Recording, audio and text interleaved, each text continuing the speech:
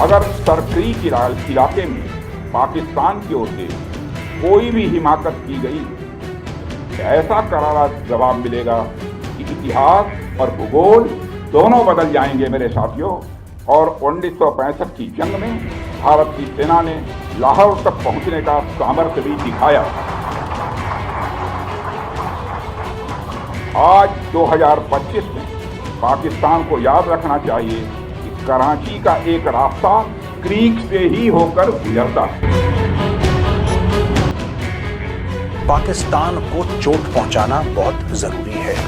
एक युद्ध हो जाए और ये चूल्हे में चले जाए।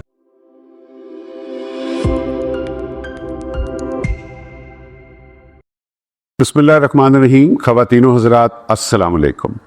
पिछले 24 से 48 घंटे में इंडिया की तरफ से बड़ी सीरियस थ्रेट्स पाकिस्तान को मिल रही हैं।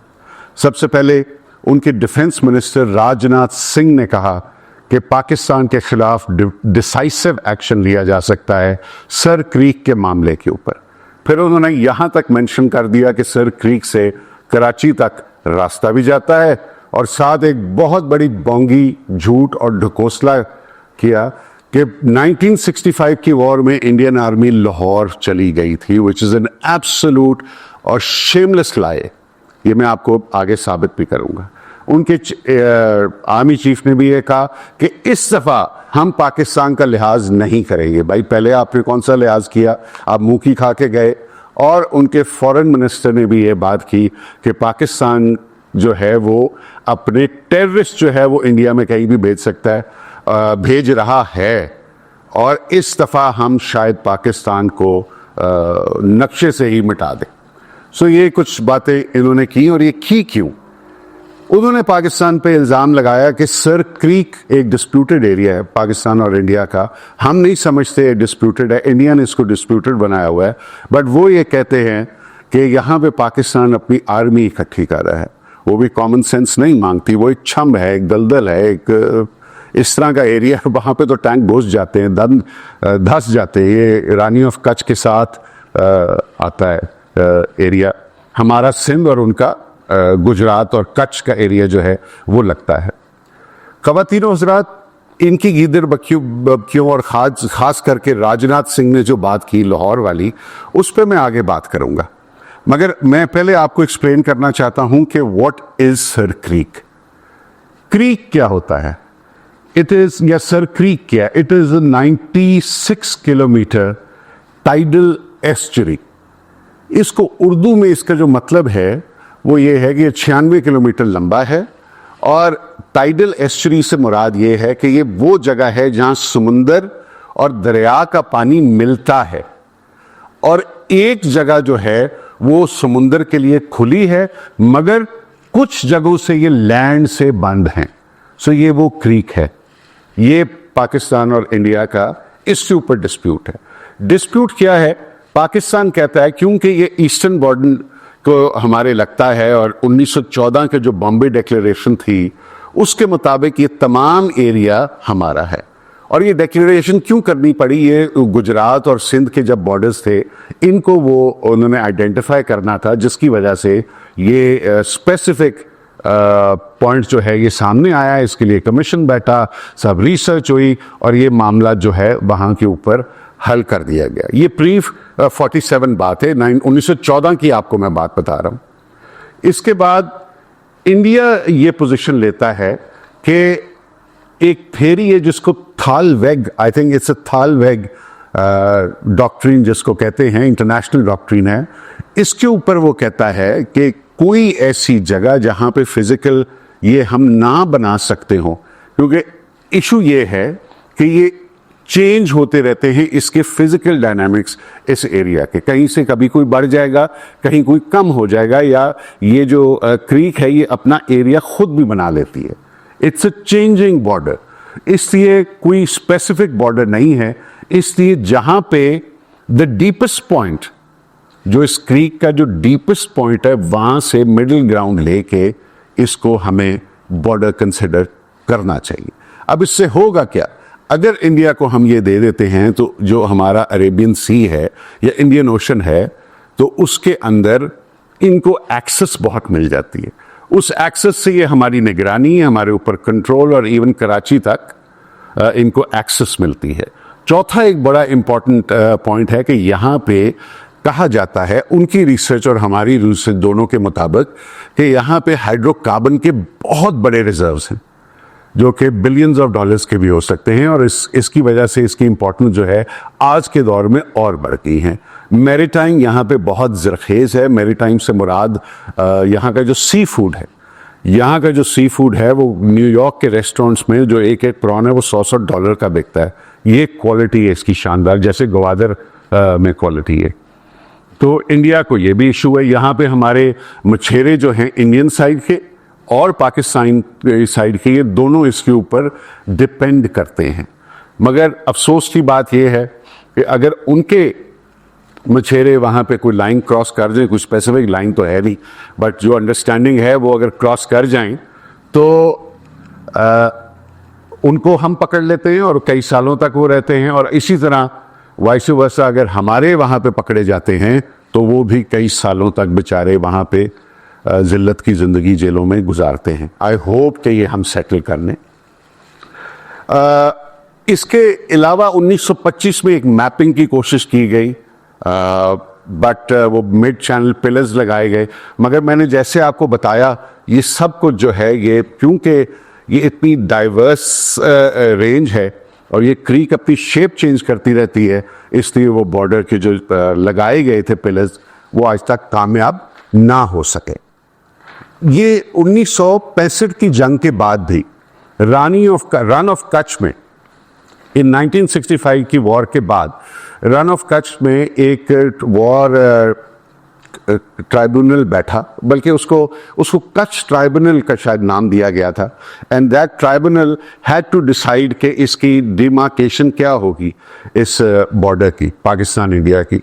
बहुत सारा बॉर्डर जो है वो तो आपको पता है कि वो उसमें कोई डिस्प्यूट नहीं है, वो सॉल्व हो गया। मगर ये सर क्रीक जो है ये तब भी रिजॉल्व ना हुआ और आज तक ये रिजॉल्व ना हो सका। इसमें कोई इतनी खास स्ट्रेटेजिक वैल्यू नहीं है मिलिट्री जितनी इंडिया बना रहा है, बट स्टिल हम अपना 1 इंच भी इनको क्यों दें। अल्लाह का फजल है हमारे ऊपर, we have the power, we have the force, और सबसे बड़ी बात है कि हमारी पाकिस्तानी कौम जो है जब इंडिया का मामला आता है तो इसके ऊपर वी गेट यूनाइटेड, और इंशाल्लाह हम इनसे एक भी इनको नहीं ले जाने देंगे, 1 इंच भी इनको नहीं लेके जाने देंगे। एक इंटरप्ले है और उसको कहते हैं UNCLOS, if I'm reading it right. इसको लॉ ऑफ द सी कहते हैं। How maritime delimitation principles intersect with the boundary question. India's argument that delimitation should proceed even if land boundary is not resolved. Pakistan कहता है कि नहीं, ऐसे नहीं हो सकता, आप हमारे साथ लैंड बाउंड्री भी रिजॉल्व करें और ये भी रिजॉल्व करें तो हम इकट्ठे बैठ के तमाम जो मामले हैं दोनों इसको कर सकते हैं। इसके अलावा LBOD, left bank outfall drain issue, ये एक इशू जो है ये इंडिया इसको बार बार हाईलाइट करता है, और इस इशू का इशू क्या है कि पाकिस्तान का जो सेलाइन वाटर है ना, जो हमारे इंडस्ट्रीज का या जो गंदा पानी है वो हम सर क्रीफ में डालते हैं, तो इंडिया कहता है कि this is a violation of international treaty. और अगर हम ये कर रहे हैं तो इवन विदाउट कि वो हमारा है या उनका है, किसी का भी दुनिया का पानी हो और समुद्र का पानी हो, तो हमें इससे इज्तनाब ही करना चाहिए, and we should find a better solution. ख़वातीन और हज़रात, अब आ जाएं आप राजनाथ सिंह के ऊपर।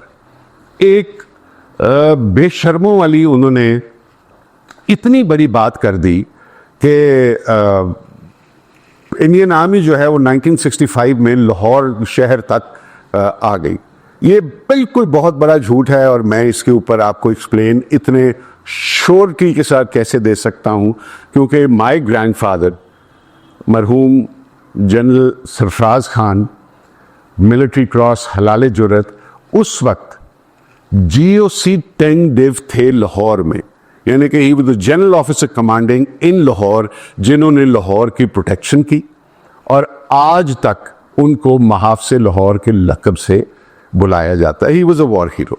तो मेरे घर में सैकड़ों के हिसाब से 1965 वॉर के ऊपर बुक्स, किताबें, आर्टिकल्स हैं और उन तमाम में जहां जहां कोई गलती है वहां पे उनके हाथ से करेक्शंस भी हैं, जो कि मैंने, बल्कि मेरे से ज़्यादा, और इस रिसर्च का क्रेडिट उमर असजद मल्लिक को जाता है, जिसने ओवर द ईयर्स ये सारी रिसर्च इकट्ठी की है और हम इसके ऊपर घंटों बात कर सकते हैं। तो 6 सितंबर को जब इंडिया ने हम पे अटैक किया तो जनरल सरफराज खान और पाकिस्तानी के अजीम फौजियों ने उस वक्त जो काउंटर अटैक किया, तो 48 घंटे के अंदर अंदर जनरल नरेंद्र प्रसाद, जो उनके वहाँ पे जनरल ऑफिसर कमांडिंग थे, खुद सोच लें, जो इंडियन आर्मी का जो जर्नैल था जिसने पाकिस्तान पे अटैक किया, वो अपनी जीप, ये आप प्लीज अभी आपको पिक्चर भी दिखाते हैं, अपनी जीप और रनिंग वायरलेस छोड़ के भाग गया। This is in India. वो 14 किलोमीटर इंडिया के अंदर चले गए थे और ये हम इस बात को साबित कर सकते हैं और ये ओपन चैलेंज है। मैं भी चले छोटा मोटा डिफेंस मिनिस्टर पाकिस्तान का रहा हूं, तो मेरा ओपन चैलेंज है टू राजनाथ सिंह, आप मेरे साथ लाइव डिबेट कर लें 1965 वॉर के ऊपर, और आपको भागने नहीं हम वहां से देंगे इस डिबेट से।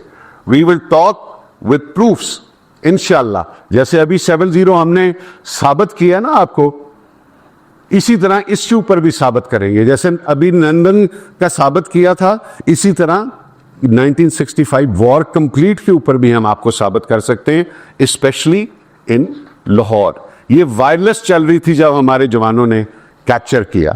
तो उसके बाद इंडियन, मैं आपको इससे बड़ा सबूत क्या दे सकता हूं ख़वातीन हज़रात, ये लाजमी सुनिए, फिर मैं इसकी ट्रांसलेशन भी करता हूं कि इंडियंस ने अपने आर्मी जनरल में, आर्मी जनरल मेडल उसका नाम है और उस पूरा नाम है उसका army general medal and honours 2023 जून, यानी कि 2 साल पहले जून में उन्होंने खुद इस चीज को एडमिट किया कि it was an embarrassing defeat, यानी कि शर्मनाक शिकस्त थी इंडिया की लाहौर में।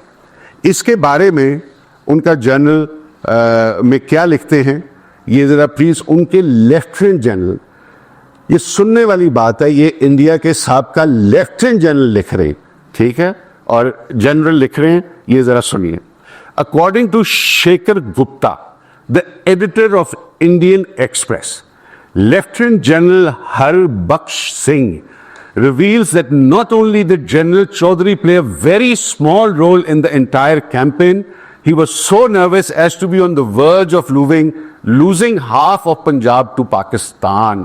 कि आधा पंजाब वो पाकिस्तान को हारने लगा था। ये लाहौर सेक्टर की बात मैं आपको कह रहा हूं, including the city of Amritsar, Amritsar शहर तक इंडिया जो है वो इसमें हारने लगा था। और ये लेफ्टिनेंट जनरल हरबख्श डिस्क्राइब करते हैं इन क्लिनिकल डिटेल, यानी कि बड़ी बारीकी से वो डिस्क्राइब करते हैं कि how our offensive in the Lahore sector had come unhinged, यानी कि लाहौर सेक्टर में जो हमारा अटैक था वो किस तरह तार तार हो गया था।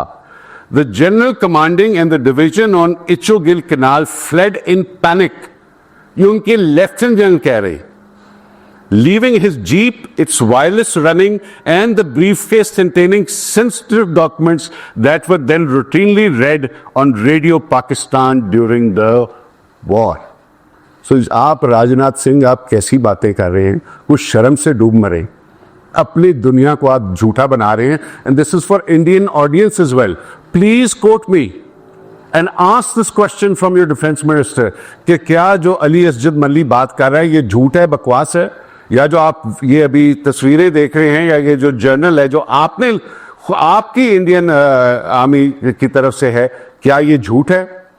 Please ask them.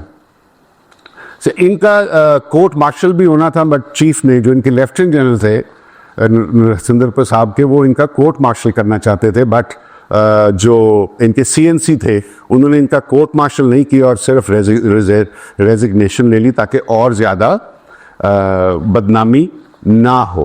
ख़वातीन हज़रात, इंडिया का मीडिया, एक इनके वो मेजर गौरव, मेरे ख्याल से उनका मेजर गौरव उनका नाम है, उनका सोशल मीडिया पे अभी मुझे किसी ने क्लिप भेजा था कि उस पर वो कह रहे हैं हमें पाकिस्तान को एक चोट पहुंचानी होगी और ऐसी चोट पहुंचानी होगी कि पता नहीं पाकिस्तान का क्या होगा और ज्योग्राफी भी हमारी चेंज हो जाएगी और पाकिस्तान नक्शे से भी ख़त्म हो जाएगा। अकल के नाखून लो भाई, आप क्रीक और कराची की आपने थ्रेट दी है आपके डिफेंस मिनिस्टर ने। अभी कुछ दिनों पहले आपके पूरे इंडियन मीडिया ने ये चर्चा की, चर्चा आपका काम है, चर्चा की कि कराची जो है वो तबाह कर दिया इंडियन आर्मी ने और वहाँ आपकी इंडियन नेवी पहुंच गई है और पता नहीं कराची को भस्म कर दिया आपने। I don't know what rubbish. ना आप कराची का 1 इंच पहले तबाह कर सके, ना ही अब आप 1 इंच भी उसको हाथ लगा सकेंगे।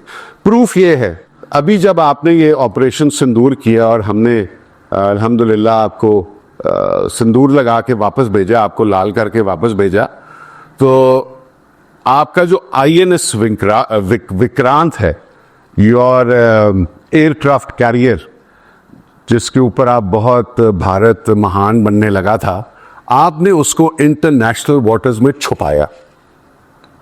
मैं पाकिस्तानियों को यह बताना चाहता हूं कि yes, it's a beautiful thing to have a aircraft carrier, मगर इसकी वो यूटिलिटी नहीं रहेगी अब करंट वॉरफेयर में। वजह क्या है कि ये हमारे मिसाइल्स की रेंज में है और अगर पाकिस्तान जैसे एनिमी के साथ जंग करता है तो ये बिल्कुल बेकार है, because we can blast it any time we want. हमें पता है कि ये कहां पे है and we will blast it completely. ये छुप नहीं सका, इन्होंने छुपाया इंटरनेशनल वाटर्स में, वरना आराम से अगर हमारे पास ये कैपेसिटी ना होती कि हम INS विक्रांत को समुंदर के तह तक पहुंचा दें, अगर हमारे पास ये कैपेबिलिटी ना होती तो इन्होंने रुकना नहीं था। वो कराची पोर्ट पे आता, वहां से लॉन्च होती और हमारे सबसे बड़े फाइनेंशियल हब को ये हिट करते, मगर अल्लाह के फजलो करम से ये ना हो सका और ना ये होगा। पाकिस्तान जिंदाबाद।